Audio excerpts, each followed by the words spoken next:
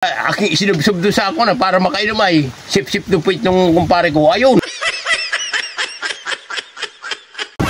Uy! Bango na dyan! Magamas na! Pero ang lamig, ha? Lamig ka ba? Yan, magamas naman nun eh.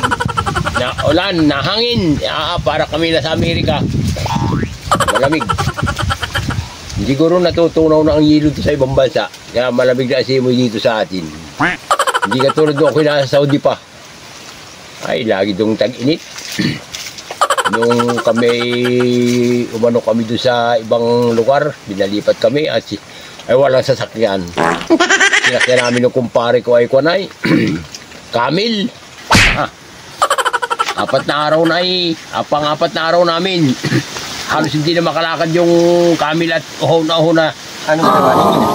Pagkatapos ay, di uhaw na rin kami.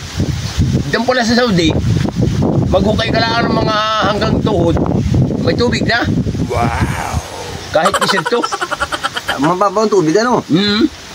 Ay di, ang ginawa namin, nagkutkut kami. Kutkut namin yung lupa, buha-buhangin ay. Pagdating hanggang tuhod, may tubig na agad. Lakas ng kwan, lakas ng tubig. Di ang nakainom nga kami agad ay pinatindag lang namin ng kaunti. Kainom kami. Ay, salamat. Di, pinainom naman namin yung camel.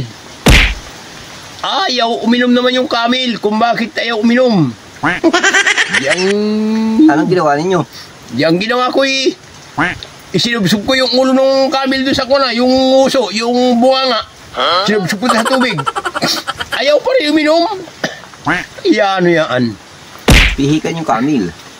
Ay, hindi wari ko. Ayaw lang siguro baka hindi ko sinada tubig. Ay, di ang ginawa ko eh. Pare, sabi kong ganoon. Sip-sipin mo sa puwit. Sipin mo sa puwit. Sipin mo sa puwit. Aking sinubsob doon sa ako na para makainom ay sip-sip dupit nung kumpare ko. Ayun, nakakadala. Dahan-dahan pare ang pagsip-sipan sa dadalan latak. Ay, inom. Busog na busog yung kamila. Sip-sip yung pare ko sa puwit na yari-yari.